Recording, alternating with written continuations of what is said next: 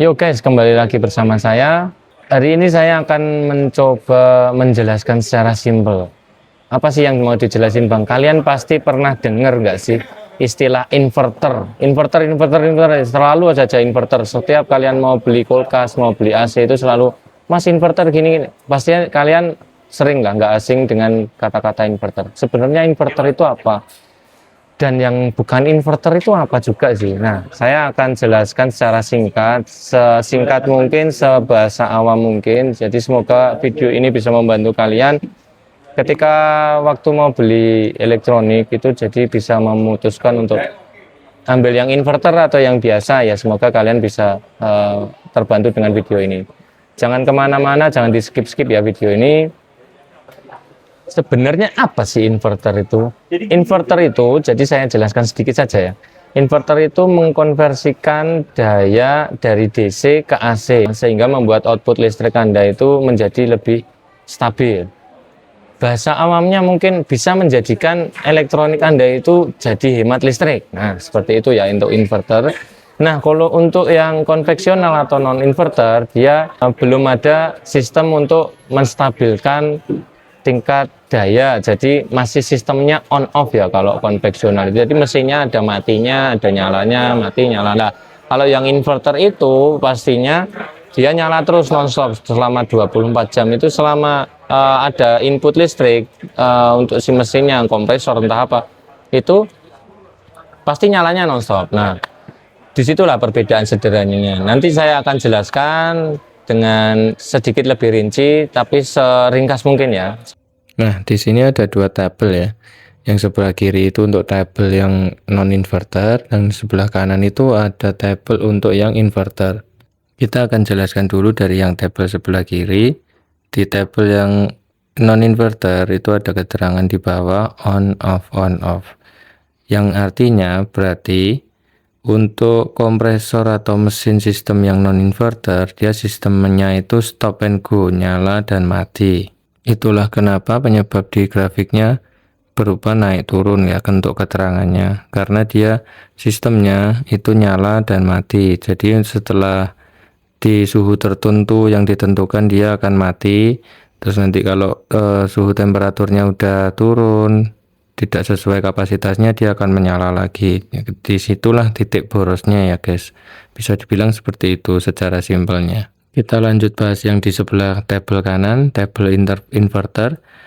Kenapa kok tabel inverter hanya ada satu keterangan aja on, yang artinya jadi dia selalu menyala ya. Itulah alasan penyebabnya grafisnya dia bisa stabil. Itu adalah keterangan untuk grafis yang lebih irit ya, bisa dibilang seperti itu ya. Jadi konsumsi listrik untuk inverter akan lebih irit dibanding yang non inverter, karena dia nggak ada daya tarikan awal setiap habis mati dan menyala. Seperti itu untuk penjelasan simpelnya, kurang lebihnya seperti ini. Saya akan coba simulasikan secara sederhana aja. Untuk yang non inverter, seperti kalian itu sedang mengendarai di tempat macet, karena harus berhenti dan injak gas lagi, berhenti injak gas lagi, maka konsumsi biaya untuk BBM kalian pasti akan lebih boros ketika sedang jalanan macet. Berbanding terbalik dengan untuk yang inverter. Untuk yang inverter, kalian ibaratkan seperti sedang mengendarai mobil di jalanan yang lurus, mulus, seperti contohnya di jalan tol. Karena injakan gas kalian stabil, konsumsi BBM kalian pasti juga lebih stabil dan irit. Nah, contoh sederhananya seperti itu antara inverter dan non-inverter ya guys. Untuk catatan tambahan, inverter itu bisa worth it iritnya dikarenakan harus dengan catatan waktu yang lama. Jadi kalau misalkan kalian nyalanya cuma sebentar, misalkan untuk AC yang nyalanya hanya sebentar, tidak disarankan untuk memakai yang inverter ya guys. Kalian bisa pakai yang non inverter aja, hanya untuk yang menyalanya sebentar-sebentar ya, catatannya yang di situ. Kalau inverter itu paling worth it untuk nyalanya yang lama, misalkan untuk di kapasitas kantor atau mungkin di tempat-tempat mall atau di toko-toko lah kayak gitu kan nyalanya bisa minimal 12 jam, itu inverternya baru kerasa, maksudnya hemat listriknya itu benar-benar baru terasa.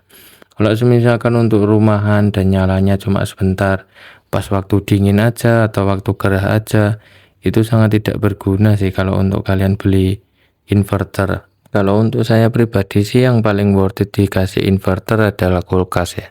Kulkas inverter itu seperti wajib, karena kulkas ya nggak mungkin sih dicabut, dimatikan, dinyalakan, dimatikan, dinyalakan, kan nggak mungkin. Kulkas itu kan pasti harus menyala nonstop selama 24 jam. Nah, kalau di situ inverter itu baru terasa atau baru worth it sekali pakai inverter.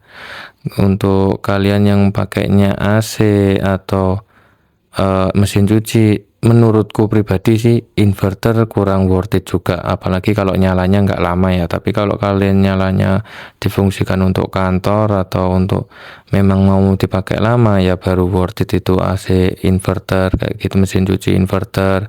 Yang untuk laundry kayak gitu memang bagus untuk pakai inverter. Nah, begitu penjelasan singkat mengenai inverter itu apa sih sebenarnya. Nah, semoga kalian setelah menonton video ini jadi bisa terbantu. Oh, ternyata inverter itu ini. Jadi saya membeli elektronik itu harusnya seperti ini. Nah, semoga setelah menonton video ini kalian jadi merasa menambah wawasan. Saya juga menambah wawasan sendiri.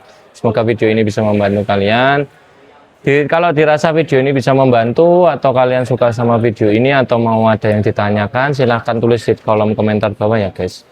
Bisa dibantu like dan subscribe-nya juga, share ke teman-teman kalian kalau merasa video ini bermanfaat. Terima kasih sudah menonton video ini, terima kasih.